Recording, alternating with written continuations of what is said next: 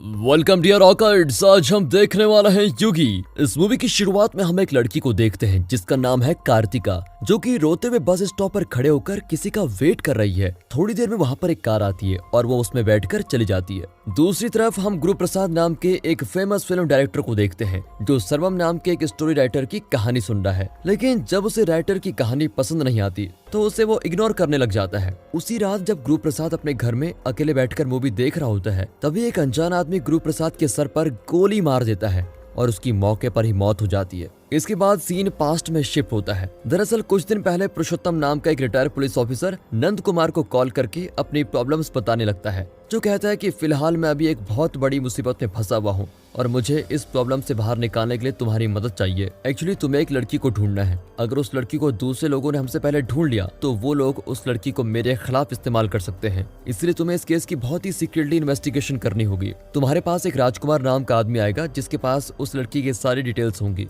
उसी डिटेल्स को लेकर तुम जल्द से जल्द उस लड़की को ढूंढना शुरू कर दो, उसके बाद मैं देख लूंगा। जिसके दूसरे दिन ही राजकुमार उस आदमी के कहने पर उस फाइल को नंद कुमार के ऑफिस में लेके आता है, जिसमें नंद कुमार की टीम को कार्तिका नाम की लड़की को फाइंड आउट करना है। यहाँ पर आने से पहले नंद कुमार ने इस लड़की के बारे में कुछ मालूम करने की कोशिश की, लेकिन राजकुमार से उस लड़की के बारे में कुछ भी नहीं पता चला। इसके बाद दूसरे सीन में सेतु नाम के एक आदमी को दिखाया जाता है, जो एक मिनिस्टर के पास आकर उसी लड़की की फोटो दिखाकर कहने लगता है कि हमें इस लड़की को फाइंड आउट करना है, पर ये लड़की कहाँ गई किसी को इसका कुछ भी आइडिया नहीं है। अगर हम इस लड़की के बारे में पता करेंगे तो पुरुषोत्तम के बारे में अपने आप ही पता लग जाएगा। और हाँ, आप लोग इतना ध्यान जरूर रखना कि कोई भी मेरे काम में दखल अंदाजी ना करे। इस तरह नंद कुमार की और सेतु की टीम दोनों उस लड़की कार्तिका को ढूंढने में लग जाते हैं। जिसके बाद सेतु कहता है कि तुम लोग फटाफट से पुरुषोत्तम और उसके फ्रेंड्स के बारे में पता करो। दूसरी तरफ नंदा की टीम उस घर के पास आते हैं जहां पर पहले कार्तिका रहती थी, लेकिन अब फिलहाल इस घर में दूसरी फैमिली रहा करती है। जब नंदा की टीम इस घर में रहने वाली फैमिली से उस कार्तिका के बारे में पूछती है तो ये लोग तो बिल्कुल मना कर देते हैं कि हम लोग इस लड़की को नहीं जानते और हम तो शुरुआत से यहाँ पर रहते आए हैं। आप प्लीज बार बार यहाँ आकर हमें परेशान मत कीजिए, ये मेरा घर है और मैंने इसे कभी भी किसी को किराए पर नहीं दिया था। उसी दौरान यहाँ पर दो आदमी आकर नंद कुमार से उसका फोन छीन लेते हैं, जिस वजह से नंद कुमार की टीम उन लोगों का पीछा करने लगती है।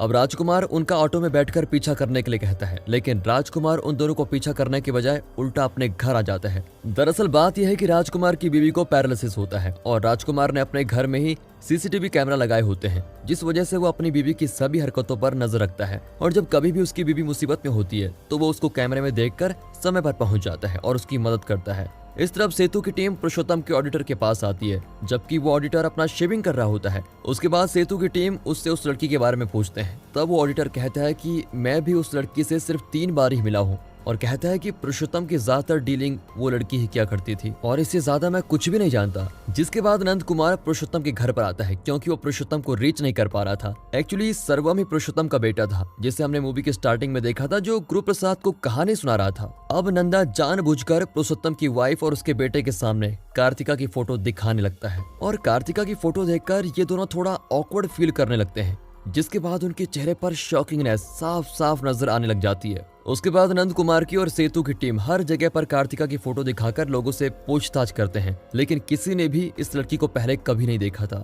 इसी बीच शालिनी कहने लगती है कि अगर हमें ये पता हो कि पुरुषोत्तम सर और उस लड़की के बीच क्या संबंध है तो उस एंगल से हम इन्वेस्टिगेशन कर सकते हैं। इसी दरमियान में शालिनी, नंद कुमार और एक और बंदा राजकुमार के घर आते हैं, मतलब राजकुमार को पिकअप करने के लिए। वो लोग जब घर में आते हैं तब उन लोगों को पता चलता है कि राजकुमार की बीवी को पैरालिसिस है, इसलिए राजकुमार उस दिन भागकर सीधे अपने घर आया था और इसी वजह से वो अपनी बीवी के साथ ज्यादा से ज्यादा टाइम स्पेंड करता है। उसके बाद वो शालिनी से कहता है कि जब ये दोनों कहीं जा रहे थे उस समय इनका एक्सीडेंट हो गया था, जिस वजह से राजकुमार की वाइफ के सर पर चोट लगी और उसका नर्वस सिस्टम डैमेज हो गया। डॉक्टर ने तो जवाब दे दिया था, लेकिन राजकुमार ने बड़ी मुश्किल से अपनी बीवी की जान बचाई। वो रोज समय समय पर उसको मेडिसिन देता है, जिस वजह से वो धीरे धीरे रिकवर हो रही है। उसी रात दोबारा नंदा की टीम उस घर में आती है जहाँ पर पहले कार्तिका रहती थी। इसके बाद वो लोग इस घर की तलाशी लेने लग जाते हैं, जिसके बाद वो लोग एक दीवार पर कार्तिका का नाम देखते हैं। इसका मतलब ये है कि इस घर में डेफिनेटली पहले कार्तिका ही रहती थी अभी वो लोग तलाशी कर ही रहे होते हैं कि तभी इस घर के फैमिली मेंबर यहाँ पर आ जाते हैं। उसके बाद उनसे पूछताछ करने पर वो आदमी बताता है ये घर मेरा नहीं है, दरअसल मैं यहाँ पर किराए पर रह रहा हूँ और इस घर के मालिक का नाम कोकी कुमार है, जिसने मुझसे कहा था कि अगर यहाँ पर आकर कोई पूछे तो तुम उसे ये कहना कि ये तुम्हारा घर है। इसलिए सर, जो कोई भी यहाँ पर आता है उन सभी को मैं यही कहता हूँ कि ये मेरा घर है, इससे ज्यादा मुझे कुछ भी नहीं पता। दूसरी तरफ सेतु की टीम भी एक आदमी के घर पर चोरी छुपे घुस जाती है। यहाँ टीम उस आदमी से उस घर के बारे में पूछते हैं, जिसके बाद वो आदमी कहता है कि मुझे बस इतना पता है कि पुरुषोत्तम की दूसरी बीवी है जिसका नाम है स्टेला, और इसके कुछ दिन बाद मैंने सुना कि पुरुषोत्तम की दूसरी बीवी की मौत हो गई और उन दोनों का एक बेटा भी है, इससे ज्यादा मुझे कुछ नहीं पता। जिसके बाद सेतु और उसकी टीम एक चर्च में जाते हैं और स्टेला नाम की लड़की का एक एड्रेस निकालते हैं, और दूसरी तरफ नंद कुमार की टीम कोकी कुमार के पास आते हैं, जहां उनसे पूछताछ करने पर कोकी कुमार कहने लगता है, अरे सर, वो घर मेरा एक्चुअली है ही नहीं, उस घर का असली मालिक अमेरिका में है, मैं तो बस उनके घरों की देखरेख कर रहा हूँ। एक्चुअली कुछ दिन पहले एक लड़की मुझे एडवांस देकर उस घर में रह रही थी, लेकिन अचानक से वो लड़की एक दिन गायब हो गई और बहुत सारे लोग आकर वहाँ पर उस लड़की के बारे में पूछताछ कर रहे थे। तब मैंने उन लोगों को मना कर दिया कि मैं उस लड़की को जानता नहीं हूँ। मुझे लगा कि शायद वो लोग उस लड़की के रिश्तेदार होंगे, और अब क्योंकि उस लड़की ने मुझे एडवांस दिया हुआ था तो मैंने एडवांस को बचाने के लिए लोगों से झूठ कहा। लेकिन हाँ, वहाँ पर हर रोज उस लड़की को देखने के लिए एक नर्स आती थी, क्योंकि वो लड़की प्रेग्नेंट थी। अब ये सुनने के बाद नंदा की टीम सोचने लगती है कि आखिर एक प्रेग्नेंट लेडी कहाँ गायब हो सकती है। अगली सुबह घर वापसी में शालिनी, नंदा और राजकुमार को एक सीक्रेट बात पता लग जाती है। जब पुरुषोत्तम ने नंद कुमार को कॉल किया था तब पुरुषोत्तम ने कहा था कि वो लड़की मेरी दूसरी बीवी की बेटी है, और इसलिए ये बात नंद कुमार ने अभी तक सभी से छुपा के रखी थी, क्योंकि पुरुषोत्तम ने कहा था ये एक टॉप सीक्रेट है। और इस तरह बातों बातों में राजकुमार देखता है कि उसकी बीवी नीचे गिर गई है, जिसके बाद वो नंदा को फटाफट गाड़ी रोकने के लिए कहता है। लेकिन जब नंदा राजकुमार की बात नहीं सुनता तो वो परेशान होकर गाड़ी का स्टीयरिंग इधर से उधर घुमाने लग जाता है, जिससे गाड़ी का एक छोटा सा एक्सीडेंट हो जाता है और राजकुमार रिक्शा से निकल जाता है। जब वो घर पहुंचता है तो वो देखता है कि उसकी बीवी नीचे गिरी हुई है। तब वो अपनी बीवी को सहारा देते हुए उठाता है और उसकी मरहम पट्टी करता है। इस तरफ जब सेतु की टीम सरला के घर के पास आती है तब उन्हें वहां जाकर ये बात पता लग जाती है कि वो लड़की पुरुषोत्तम की दूसरी बीवी की बेटी है। इस तरफ नंदा एक हॉस्पिटल में जाकर कार्तिका के बारे में पता करता है, और फिर काफी मेहनत करने के बाद उन्हें कार्तिका के बारे में सीक्रेट जानकारी मिल ही जाती है कि कार्तिका जब जब यहाँ पर आया करती थी तो वो डॉक्टर चंद्रिका से मिला करती थी। अब ये सबूत मिलने के बाद शालिनी, नंदा और राजकुमार को कॉल करके डॉक्टर चंद्रिका के पास आने के लिए कहती है। बट जब ये तीनों लोग चंद्रिका के घर पर जाते हैं तो डॉक्टर चंद्रिका फांसी लगाकर मर चुकी होती है। मतलब किसी ने चंद्रिका को मार दिया है या फिर उसने सुसाइड कर ली है। ये क्या पहेली है, उन तीनों को कुछ भी समझ में नहीं आता। अब उस घर की तलाशी लेने पर शालिनी को ब्रेसलेट का एक छोटा सा टुकड़ा मिलता है, और शॉकिंगली वो टुकड़ा नंदा के हाथ का ही होता है। मतलब नंदा के हाथ में जो माला होती है ये उसी का होता है। यहाँ हम देखते हैं कहानी का सबसे पहला सस्पेंस। अब ये सब कुछ देखने के बाद शालिनी को नंद कुमार पर शक होने लग जाता है, और उसके बाद सीन थोड़ा फ्लैशबैक में जाता है, जहाँ पर कार्तिका रोते हुए एक हॉस्पिटल में आती है, क्योंकि कार्तिका के हस्बैंड का एक्सीडेंट हुआ था, जिस वजह से वो आईसीयू में एडमिट था और उसकी कंडीशन बहुत ही सीरियस थी। जिसके बाद रोते हुए कार्तिका डॉक्टर चंद्रिका की कब्र में आती है, जहाँ पर हम गुरु प्रसाद और उसकी बीवी को देखते हैं। चंद्रिका अब कार्तिका को बाहर लाकर उसके हस्बैंड के बारे में बताने लग जाती है कि तुम्हारे हस्बैंड की कंडीशन बहुत ही क्रिटिकल है, जिस वजह से तुम फटाफट से पैसे अरेंज कर लो और उसके साथ अपने किसी रिश्तेदार को भी बुला लो। और ये सब समझाकर जब चंद्रिका वापस अपने कब्र में आती है तब गुरु प्रसाद चंद्रिका से कहने लगता है,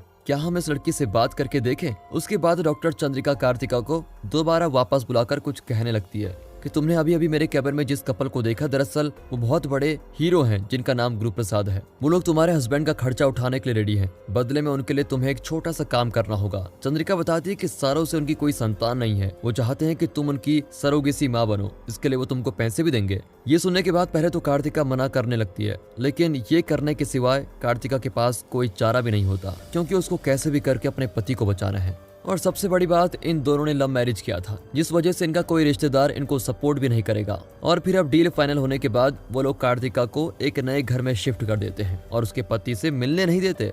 वहाँ पर हर रोज उस हॉस्पिटल में काम करने वाली एक नर्स कार्तिका का चेकअप करती है और उसकी केयर भी करती है। उसके बाद जब कभी कार्तिका डॉक्टर चंद्रिका के पास जाती है कि उसे उसके हस्बैंड को देखना है, लेकिन डॉक्टर चंद्रिका कार्तिका को परमिशन ही नहीं देती और कहती है कि तुम बार बार यहाँ मत आया करो, क्योंकि ये खबर लीक हो सकती है और जब तक इनका बच्चा नहीं हो जाता तब तक तुम्हें तुम्हारे पति से नहीं मिलने दिया जाएगा। इस तरह बेचारी कार्तिका अपने दिन की गिनती करने लगती है कि कब ये बच्चा जन्म होगा और कब मैं अपने पति से मिल पाऊंगी। इसके कुछ दिनों बाद डॉक्टर चंद्रिका कार्तिका को अपने पास बुलाती है और कहती है कि दरअसल एक बहुत बड़ी प्रॉब्लम आ गई है। गुरु प्रसाद और उसकी बीबी के बीच झगड़ा हो गया है, जिस वजह से वो दोनों अब अलग अलग हो गए हैं। ये सुनने के बाद तो कार्तिका एकदम शॉक हो जाती है और पूछने लगती है कि इस बच्चे का अब क्या करूं, मुझे अभी के अभी मेरे पति से मिलना है और तुरंत आप मुझे अभी के अभी मेरे पति से मुझे मिलवाइए। कार्तिका की बहुत जिद करने के बाद डॉक्टर चंद्रिका उससे कहती है कि ठीक है, तुम शाम को मुझे बस स्टॉप पर मिलो, मैं तुम्हें वहां पर पिकअप कर लूंगी। उसके बाद कार्तिका जब बाहर आती है तो वहां पर एक काम करने वाली नर्स उसे डॉक्टर चंद्रिका के बारे में बताती है कि उन्होंने तुम्हें पूरी तरह से सच नहीं बताया है। एक्चुअली सच्चाई यह है कि जब गुरु प्रसाद की बीवी रिसर्च कर रही थी तो उसने रिसर्च में पाया कि कमी उसमें नहीं बल्कि गुरु प्रसाद में है, जिसके कारण गुरु प्रसाद ने किसी और का स्पर्म लेकर डॉक्टर चंद्रिका को दिया और डॉक्टर चंद्रिका ने तुम्हारे अंदर इंजेक्ट कर दिया। इसलिए इसी बात को लेकर इन दोनों में झगड़ा भी हो गया था और इस वजह से ये लोग अब अलग हो गए हैं। उसके बाद डॉक्टर चंद्रिका गुरु प्रसाद को कॉल लगाती है और उस बच्चे के बारे में पूछने लगती है। तब दूसरी तरफ गुरु प्रसाद कहता है कि अब जब मेरी वाइफ ही नहीं रही तो मैं बच्चे का क्या करूंगा, इसलिए उसको कुछ पैसे देकर यहाँ से रफा दफा करो। ये सुनने के बाद कार्तिका दोबारा अंदर आती है और डॉक्टर चंद्रिका को डांटने लगती है कि अभी के अभी मुझे मेरे हस्बैंड से मिलना है, मुझे उसके पास लेकर चलो। उसके थोड़ी देर बाद कार्तिका को हम बस स्टॉप पर देखते हैं जो कि डॉक्टर चंद्रिका का वेट कर रही है। तभी थोड़ी देर में डॉक्टर चंद्रिका आती है और कार्तिका को वहां से लेके जाती है और ये सारी स्टोरी एक नर्स नंद कुमार को बता रही होती है। इसके बाद वो नर्स कहती है कि इसके बाद क्या हुआ इसके आगे मुझे कुछ भी नहीं पता सर। ये बात सुनकर नंद कुमार दोबारा से कार्तिका के घर में जाकर वहां पर कुछ फाइलें ढूंढने लगता है। दूसरी तरफ सेतु राजकुमार को कॉल करता है, लेकिन राजकुमार तो शालिनी के साथ होता है, जिस वजह से वो सेतु का फोन बार बार काटने लगता है। और फिलहाल दोनों चोरी छुपे नंद कुमार के घर में जाने लगते हैं क्योंकि इनको नंद कुमार के ऊपर शक होता है। इसलिए ये लोग सारे घर की तलाशी लेते हैं, लेकिन इनको ऐसा कोई ठोस सबूत नहीं मिलता। और दूसरी तरफ शालिनी ये सोच रही होती है कि शायद कार्तिका नंद कुमार की वाइफ हो सकती है। तभी उन्हें किसी के चलने की आवाज आती है, जिस वजह से ये दोनों वहां से भाग ही जाते हैं। उसके बाद नंदा गुरु प्रसाद के घर में काम करने वाले एक शख्स से पूछता है कि उस दिन आखिर क्या हुआ था। तब वो शख्स बताता है कि एक्चुअली डॉक्टर चंद्रिका कार्तिका को उनके हस्बैंड के पास न ले जाते हुए बल्कि गुरु प्रसाद के पास लाई थी, जिसके बाद कार्तिका गुरु प्रसाद से भी यही जिद करने लगी कि वो अपने पति को देखना चाहती है। तब गुरु प्रसाद कहता है कि अरे देख लेना अपने पति को, सिर्फ 3 या 4 महीने की तो बात है, उसके बाद तुम बच्चे को जन्म दोगी और तुम्हारा पति तुम्हारे पास होगा। लेकिन कार्तिका अभी भी इस बात से सहमत नहीं होती और वो मीडिया के पास जाने की धमकी देने लगती है, जिस वजह से गुरु प्रसाद को गुस्सा आ जाता है और वो कार्तिका को धक्का देकर उसका गला दबाने लग जाता है, जिस वजह से कार्तिका को जबरदस्त चोट आती है और वो बेचारी वहीं पर मारी जाती है। जिसके बाद गुरु प्रसाद पुरुषोत्तम को कॉल करता है और कहता है कि मैंने सुना है कि आपके बेटे के पास कोई स्क्रिप्ट है,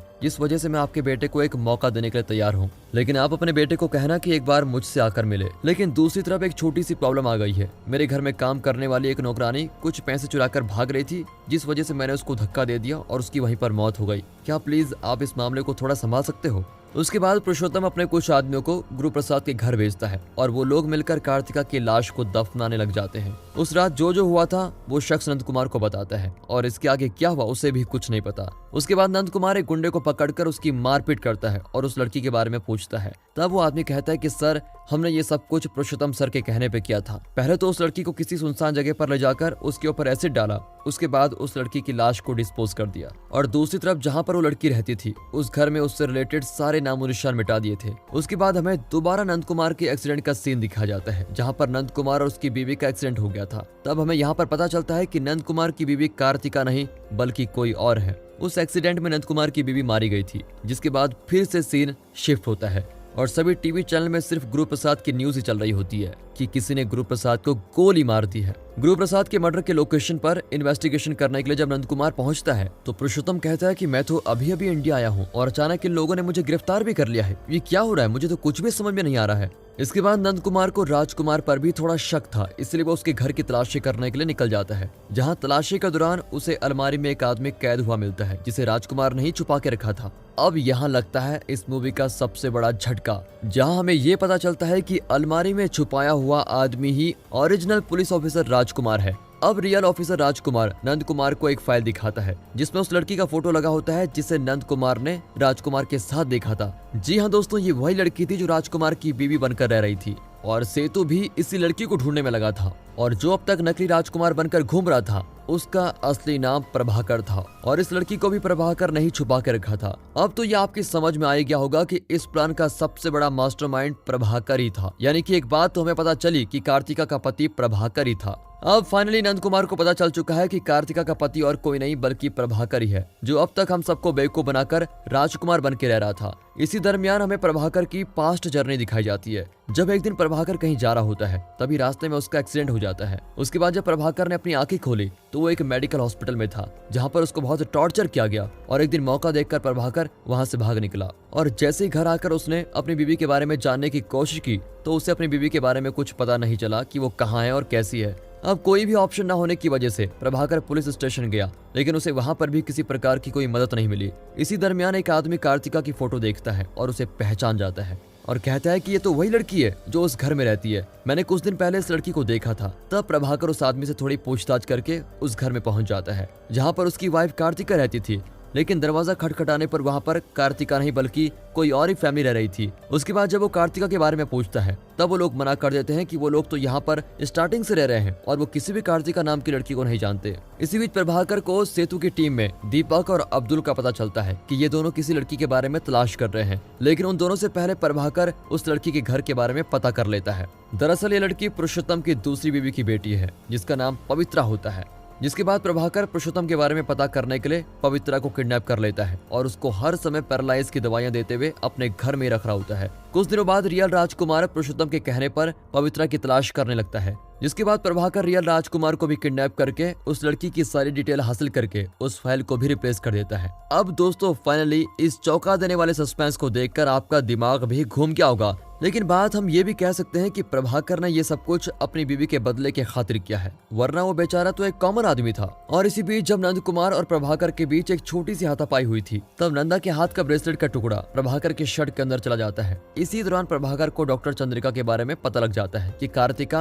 अक्सर डॉक्टर चंद्रिका से मिला करती थी, जिसके बाद प्रभाकर चंद्रिका से सारा सच जानकर उसको फांसी लगाकर मार देता है। और उस वक्त प्रभाकर के पास जो ब्रेसलेट का टुकड़ा था वो नीचे गिर जाता है और वही टुकड़ा शालिनी को मिलता है और शालिनी फिर नंदा पर शक करने लग जाती है और अपने साजिश को अंजाम देते हुए प्रभाकर पुरुषोत्तम की गन लेकर गुरु प्रसाद को भी मार देता है। एक्चुअली प्रभाकर को उसकी गन उसकी दूसरी बेटी पवित्रा से मिली थी। उसके बाद प्रभाकर खुद नंदा के पास आकर उसके मेंटल इलनेस की आईडी दिखाता है, जिसका मतलब पुलिस वाले पागल लोगों को गिरफ्तार नहीं करते। इस वजह से नंदा सच जानकर भी प्रभाकर को गिरफ्तार नहीं कर सकता था। और दूसरी तरफ सेतु के बारे में बात करें तो सेतु और कोई नहीं बल्कि एक सीबीआई ऑफिसर होता है जो एक सीक्रेट एजेंट बनकर इस केस में पार्टिसिपेंट था। प्रभाकर जाते जाते पवित्रा को सेतु की कार की डिक्की में ही बंद कर देता है, क्योंकि पुरुषोत्तम के काले धंधे पवित्रा ही जानती थी, जिसे थोड़ी देर बाद सेतु ढूंढ कर छुड़ा लेता है। इतनी बड़ी साजिश को अंजाम देने के बाद जब फाइनली नंद कुमार बहुत सारी पहेलियों का जवाब ढूंढ लेता है तो वो अंदर ही अंदर सोचने लगता है कि प्रभाकर ने अपनी बीवी का बदला लेने के लिए जो भी किया वो शायद सही ही था। अब सबसे बदला लेने के बाद प्रभाकर की लाइफ में कार्तिका को खोने के बाद कुछ नहीं बचा था, जिसके बाद वो अपनी जिंदगी काटने के लिए फिर से उसी मेंटल हॉस्पिटल में चला जाता है जहां से वो भाग कर आया था। और इसी तरह के इमोशनल सीन के साथ इस मूवी का दी एंड हो जाता है। वैसे दोस्तों प्रभाकर ने जो किया वो गलत तो था, लेकिन अपनी बीवी का बदला लेने के लिए उसने जो भी किया वो शायद सबको सही लगेगा, क्योंकि कार्तिका के भोले स्वभाव का फायदा उठाकर दुनिया ने उसके साथ इतना बड़ा खेल खेला और अनफॉर्चुनेटली प्रभाकर की नामौजूदगी में वो दुनिया से चल बसी। वैसे दोस्तों प्रभाकर का रोल अगर कोई बॉलीवुड में से कोई निभा पाता तो वो कौन सा एक्टर होता, कमेंट करके जरूर बताइएगा। बाकी दोस्तों मूवी अच्छी लगी हो, स्टोरी अच्छी लगी हो, एक्सप्लेनेशन अच्छा लगा हो, वीडियो को लाइक कीजिए और चैनल को सब्सक्राइब कर दें। बाकी मिलते हैं अगली वीडियो में, तब तक के लिए गुड बाय, अपना ख्याल रखिए and finally thanks for watching.